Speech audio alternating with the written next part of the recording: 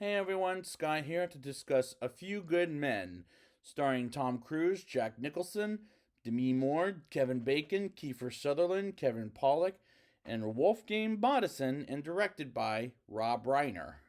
Now, I have seen this before a long time ago as a kid, and it wasn't too violent, but it was more like a lot of bad language from what I remember. But what do I think about it when I was a kid? I honestly can't remember. Except my dad made me, well, my dad and my mom, I'll say, made me watch this in a younger age, but I don't remember it very well, to be honest. But let's see if it's good enough. Let's get into the movie. We open in Guantanamo Bay, Cuba, with a couple of soldiers killing a man named, and let me see if I'm saying this right, BFC William Santiago at night, which sets up the plot. Then we move on to the daytime to the most interesting scene in the film. When military men flip around their guns like it's a tourist show. It is a fantastic sequence. We move on to Lieutenant Commander Joanne Galloway, played by Demi Moore, who wants to go to court with the men who killed Santiago, and she doesn't get the job, but Lieutenant Daniel Caffey, played by Tom Cruise, gets it after playing baseball as he gets to a meeting with his colleagues like Lieutenant Sam Weinberg, played by Kevin Pollak, for example, as they go to a meeting with the Lieutenant Galloway in her office as they talk about the case with her. And these are some great performances by Tom Cruise, Demi Moore, and Kevin Pollak. We learn a little more about Santiago, and we get to Colonel Nathan R. Jessup, played by Jack Nicholson, and Second Lieutenant Jonathan Kendrick, played by Kiefer Sutherland, talking about why Santiago wanted to leave. And the scenes with Jack Nicholson are golden, in my opinion. And he's not in it much, I'm sorry to say, but I'm so far liking these characters, and the movie has some magnificent shots, and Rob Reiner is a great director in here, as well as The Princess Bride and When Harry Met Sally, and he does a great job telling this story, in my opinion.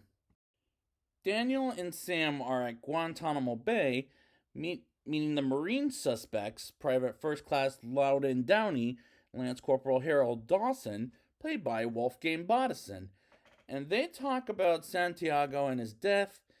And we move on to the introduction of Captain Jack Ross, played by Kevin Bacon. And he goes outside and bumps into Joanne and says she'll join him in the hearing the next day and drives to Sam's place as he goes on a walk with his baby girl. And I'm enjoying myself watching this movie as it's well made and the dialogue is very good with some great acting by the actors. Daniel, Sam, and Joanne go to Guantanamo Bay to meet Nathan, and I thought it was pretty funny when where Jonathan said they had a meeting with the other soldiers, but not about not killing Santiago at 1600. And Sam says to Daniel, "That's 4 o'clock p.m." And Tom Cruise looks back at him like, "Seriously?" I know what it means. It was just brilliant. They have lunch with Nathan and they talk some more about the death of Santiago as Joanne asks more questions about Code Red, while Daniel and Sam want to leave and Nathan seems suspicious as he's answering the questions and hides it. And that's how good of an actor Jack Nicholson is in general, even if I've reviewed him in movies like The Shining, for example. Daniel and Joanne ask Downey and Dawson about what happened to Santiago as Code Red, and they tell Jack they're going to court against him, and meet Downey and Dawson again. And Daniel talks with Dawson as Dawson dislikes Daniel as he wants to go to jail and face his consequences for his actions, and Daniel doesn't want to defend them for that reason as Joanne, and Sam have an argument about as he thinks about how to work things out with them. And he goes to the court with Joanne, and Sam the next day, and they get a case. And I'm actually a fan of courtroom films. I always found the fight of the law for the law to be a fun thing to watch as a film. Like, I just reviewed Thurgood Marshall's biopic somewhat recently, and I really like that film. As I'm liking this movie very much. They try to find proof by paperwork on how they're innocent and work very well together, like in their acting skills and lawyering skills, and it's good acting by these actors. They get to the first day of court as Jack tells the jury that Daniel is a storyteller at fiction, as he tells the story of how they were ordered to do the crimes of what they did, which is killing Santiago, as they interview witnesses, for example, Cuba Gooding Jr., who I really like as an actor, and I must ask, what the fuck happened to him? Because I haven't seen this guy in a movie since Red Tails, I want to say.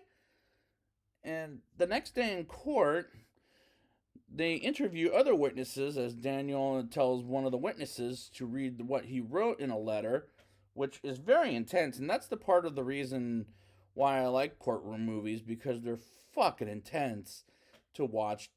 As Daniel and Joanne go to a seafood place on a date, and they have pretty damn good chemistry together.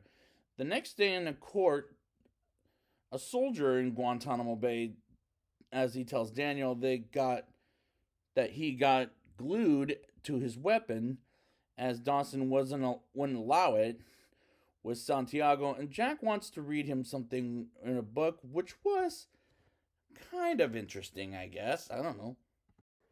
Jonathan gets in Daniel's car while picking up a magazine, and he puts Jonathan in a hotel as Daniel, Joanne, and Sam get some guards in front of his hotel room, as Daniel meets with Jack at a bar and makes a scene with a typical Tom Cruise yelling voice, which is like in any of his other movies.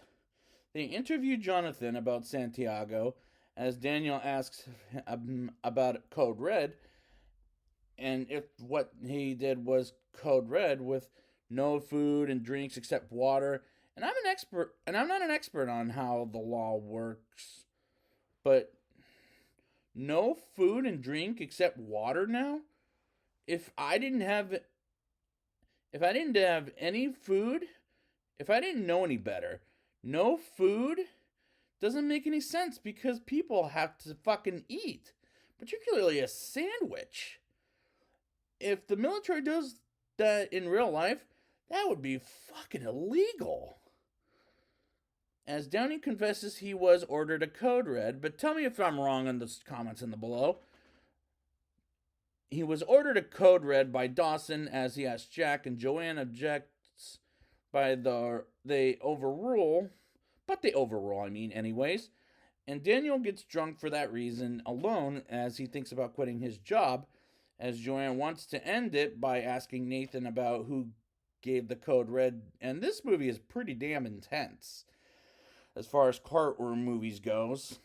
And being a lawyer is rather concerning, but it's kind of a serious job. I'm not going to lie to you, it really is. While Joanne walks home on a rainy night, Daniel gets her back to work overnight as they get prepared to speak with Nathan, and he gets the names of the people in the group in Guantanamo Bay, and Sam hasn't shown up to court yet. Daniel calls Nathan to the witness chair as Daniel asks him questions as Sam arrives with a couple of men with the team, and Daniel asks questions about what happened on the night of the death of Santiago, as he was supposed to have him gone at 600, aka 6 o'clock a.m. As Daniel looks around as Nathan almost leaves without being excused and asks him more easy but intimidating questions, and Nathan cracks down on Daniel, and Daniel shouts, "I want the truth!"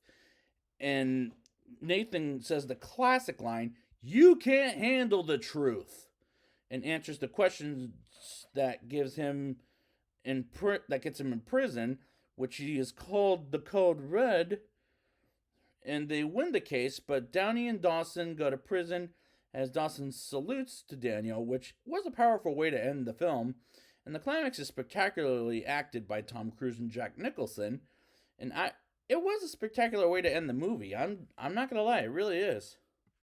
Now it's time for the rating. I'll give this movie a 9.2 out of 10. This is very well made and well acted and very intense. I do like the characters and the courtroom scenes are spectacular.